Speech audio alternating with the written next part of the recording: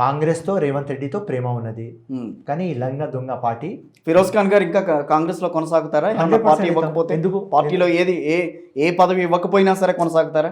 పదవి కోసం ఎప్పుడు ఫిరోజ్ ఖాన్ ఫైట్ చేయలేదు. ఇంకెన్నాళ్ళు? వినండి, ఇంకెన్నాళ్ళు? జీవితం మొత్తం ఇట్లానే ఉంటాను. ఎందుకు? ఇది విప్లవం క్యారెక్టర్ నాది.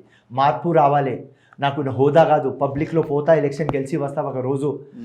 గెలవలేదుగా, okay, no problem. Next time గెలుస్తా, 6 టైం గెలుస్తా. What is there? ఇక్కడ ఉన్నది హార్ కే బాద్ జీత్ హై. నేను వచ్చినా ఏదైనా నామినేటెడ్ పోస్ట్ తీసుకోవడానికి కాదు తమ్ముడు కిషోర్ గారు. పబ్లిక్ లో జోరాలే, పబ్లిక్ మనసు గెలవాలి.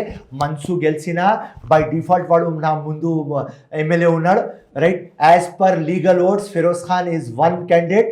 ఇల్లీగల్ ఓట్స్తో వాడు ఉన్నాడు. వాడి దగ్గర ఉట్టి ఒక సర్టిఫికెట్ ఉన్నది, కానీ ప్రతి ఒక్క మనసులో ఫిరోజ్ ఖాన్ ఉన్నాడు. అండ్ దాని తర్వాత వాళ్ళకు కరెక్టే. వాళ్ళకు ఏం చేసినాం 5 ఎలక్షన్స్లో వాళ్ళకు భయం తీసుకువచ్చినాం. ఇవాళ వాళ్ళు కూడా డిక్టేటర్ లాగా, దొరలాగా. అందుకునే కదా వాళ్ళు వెళ్ళి ఎంఐఎం ఈ రోజు నుంచి కాంగ్రెస్ పార్టీతో కలిసే ప్రయత్నం జరుగుతోంది. అదే కదా డేంజర్ సిగ్నల్స్ అని చెప్తున్నారు కదా మీరంతా, కాంగ్రెస్ వాదులంతా చెప్తున్నారు ఇది డేంజర్ సిగ్నల్స్, ఇది కలవకూడదు అని అంటున్నారు.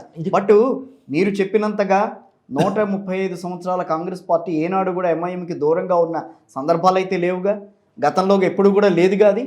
ఇప్పుడు ఇంపార్టెంట్ పాయింట్ ఒకటి, ఇక్కడ ఇండియా అలయన్స్లో వాళ్ళు లేరు, రైట్?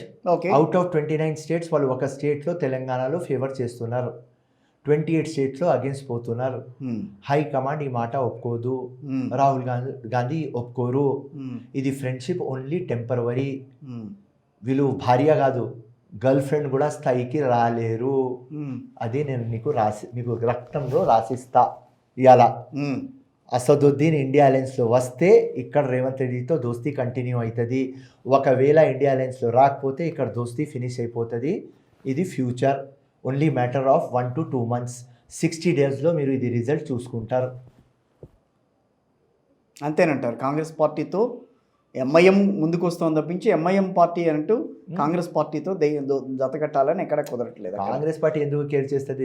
ఎంఐఎంకి ఏమున్నది? ఒక ఎంపీ, ఒక 7 MLAs ఏం పీకినారని బీజేపీతో ఉన్న మరి అదే కాంగ్రెస్ పార్టీ ఈ రోజున బీఆర్ఎస్ బీజేపీ కలిసి వెళ్తున్నాయని మాట్లాడుతుంది కదా. బీఆర్ఎస్ బీజేపీ కలిసి వెళ్తున్నాయని మాట్లాడుతున్నప్పుడు బీజేపీ మొన్న 8 సీట్లు గెలుచుకుంది, మీతో సమానంగా గెలుచుకుంది. మీరు అధికారంలో ఉన్నారు, 8 సీట్లు కాదు మేము డబుల్ ఫిగర్ గెలుచుకుంటామని అన్నారు, సాధించుకోలేకపోయింది కాంగ్రెస్ పార్టీ. కాంగ్రెస్ పార్టీలో ఏం జరుగుతోందనే విషయము ఫిరోజ్ ఖాన్ గారిని లేకపోతే అద్దంకి దయాకర్నో లేకపోతే ఇంకొక యంగ్టర్ని ఎవరన్నా చూస్తే అర్థమవుతోంది ఏంటి కాంగ్రెస్ పార్టీకి ఏమవుతోంది, అధికారంలోకి వచ్చినా కూడా ఎందుకని అనుకున్నది సాధించలేకపోతుంది అనేది ఇక్కడ కనిపిస్తోంది. That's totally wrong.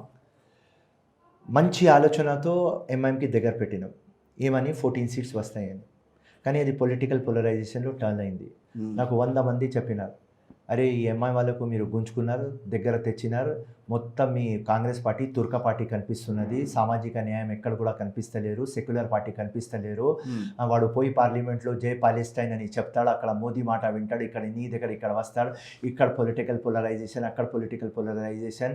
అరే మీకు ఎక్స్పెక్ట్ చేయలేదు భాయ్ మీ పార్టీ ఇట్లా చేస్తుంది అని మొత్తం హిందుత్వ మైండ్ సెట్ వాళ్ళు మొత్తం 1 sided పోయి బీజేపీకి ఓట్లు వేసినారు. దానికోసం వాళ్ళు 8 MLAs పెట్టుకొని 8 MPs గెలిచినారు. మా దగ్గర 64 MLAs ప్లస్ 1 CPI. ఆ డిఫాక్టర్స్ అక్కడ నుంచి వచ్చిన 4 బీఆర్ఎస్ నుంచి 69 ప్లస్ ఎంఐఎం 76 పెట్టుకొని మేము 8 గెలిచినాం. బికాస్ ఆఫ్ దిస్ పాయింట్ మంచి ఆలోచనతో పోయినాం, కానీ అది నెగిటివ్ అయింది, అది మైనస్ అయిపోయింది మాకు. కానీ ఫిరోజ్ ఖాన్ గారు, మీరు ఒక ముస్లింని, మైనార్టీ వర్గానికి చెందిన ఒక కీలక నేత, మైనార్టీ వర్గానికి సంబంధించి ఎంఐఎం పార్టీ కూడా ఒక కీలకంగా మొదటి నుంచి ఫైట్ చేసుకుంటూ వస్తుంది వాళ్ళ హక్కుల కోసం. ఎందుకు మీకు అంత వ్యతిరేకం వాళ్ళంటే? ముస్లిమ్స్కి వాళ్ళు హెల్ప్ చేయరు. రాజకీయంలో ఒక ట్రూత్ ఉంటుంది, ఒక పర్సెప్షన్ ఉంటుంది. ట్రూత్ ఏమున్నది అంటే అసదుద్దీన్ ఓవైసీ ముస్లిమ్స్కి డెవలప్ చేయరు, దానికోసం ఓల్డ్ సిటీకి బ్లాక్ లిస్టెడ్ పెట్టినారు.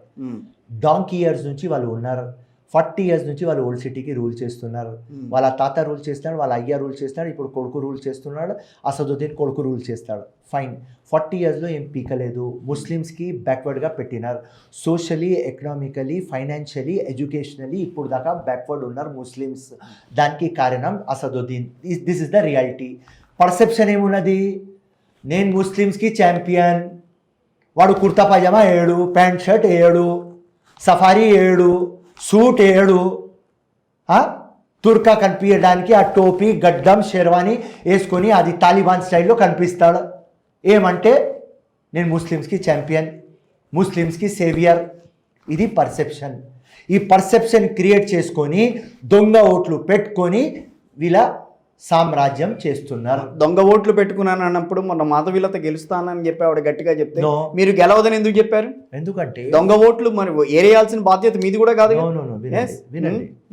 మాధవీలత పక్క పెట్టండి.